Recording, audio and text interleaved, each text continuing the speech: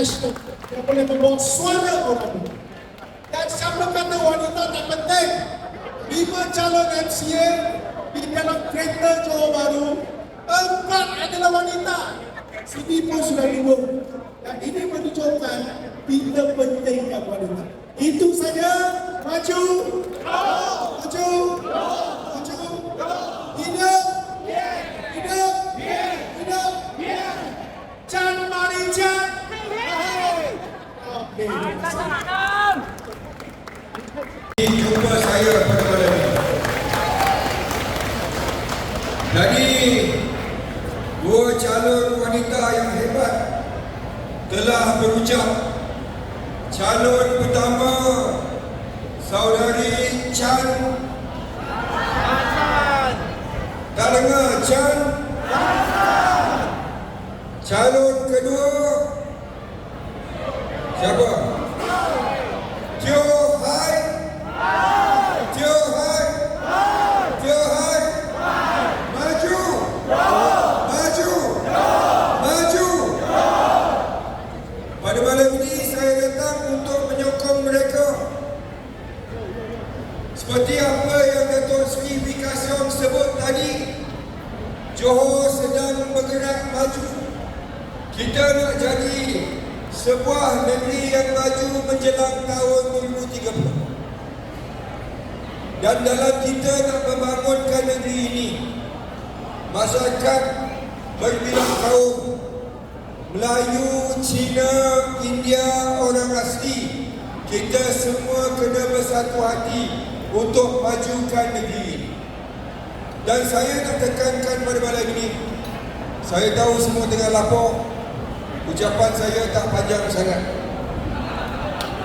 Tapi apa yang saya nak tekankan pada malam ini ialah dalam kita nak bangunkan negeri ini, ada saja suara-suara yang dulu tak pernah kita nampak, hari ini muncul di Johor. Cuba mengadu domba, cuba menghasut masyarakat Tionghoa. Macam-macam saya difitnah.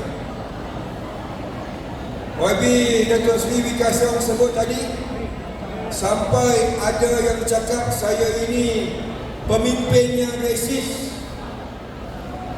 Betul tak? Ada cakap saya resis? Ada. Dia tak ada modal. Tetapi saya nak cakap bahawa di peringkat Barisan Nasional, kita bukan parti yang resis. Kita colour blind. Kita bantu semua masyarakat. Saya bukan pemimpin resis. Saya pemimpin untuk semua. Washe Chen Ming Ling Siu. Bufen Fusa Wamense Ichianen. Betul? Betul? Jadi sama-sama jangan toleh ke belakang lagi. 11 hari bulan kita sokong untuk Don Johor Jaya. Saudari Chan Chan dengan Teo Hai. Teo Hai. Sama-sama kita dapatkan sah, kita bangunkan negeri Johor ini bersama. Boleh atau tidak? Boleh. Dan saya akan bagi sokongan yang penuh kepada Chan San San dan juga Teo Hai Fai. Akhir sekali, mesej saya kepada masyarakat Tionghoa, kepada kaum Cina di negeri Johor ini. 我虽是准备好和你们合作，让罗佛前进。